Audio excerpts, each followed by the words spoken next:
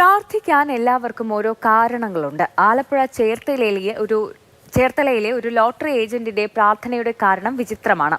Lottery ഓഫീസിലെ ഉദ്യോഗസ്ഥർക്ക് ഏജന്റുമാരോട് നല്ലപോലെ പെരുമാറാൻ തോന്നണമത്രേ. അതിനായി ഏജന്റ് ഓഫീസിന് മുന്നിൽ ഹോമവും നടത്തി.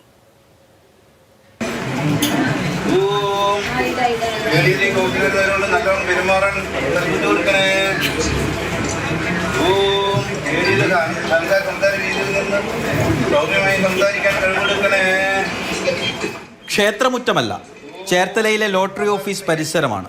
ഹോമം ചെയ്യുന്നത് പോറ്റിയല്ല, പോറ്റിക്കവലയിലെ ലോട്ടറി ഏജന്റ് ജോഷാണ്.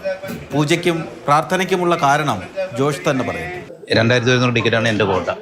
ഇവിടെ മിച്ചം വരുന്ന ടിക്കറ്റുകൾ ഇവിടെ വരുന്ന ഏജന്റുമാർക്ക് തുല്യമായിട്ട് വിധിച്ചു കൊടുക്കും, അല്ലെങ്കിൽ ആവശ്യമുള്ള വിധിച്ചു കൊടുക്കും. അതാണ് ഇവിടുത്തെ കഴിഞ്ഞു.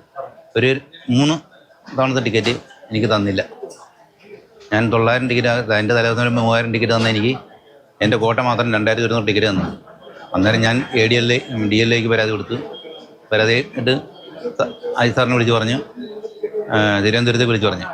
അന്നേരം അവിടെ നിന്നൊരു പ്രതികരണമോ എനിക്ക് അനുകൂലമായിട്ടൊരു ഇത് വന്നില്ല. ഞാനിവിടെ വന്ന് വീണ്ടും ടിക്കറ്റ് ചോദിച്ചപ്പോൾ ടിക്കറ്റ് തന്നില്ല.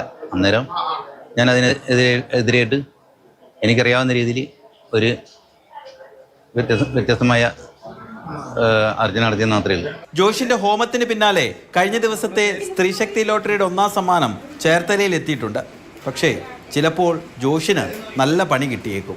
ഏജൻസി റദ്ദാക്കണമെന്നാവശ്യപ്പെട്ട് ഉദ്യോഗസ്ഥർ മുകളിലോട്ട് എഴുതിയിട്ടുണ്ട്.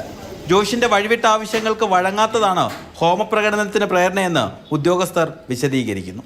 മാതൃഭൂമി ന്യൂസ്, ആലപ്പുഴ.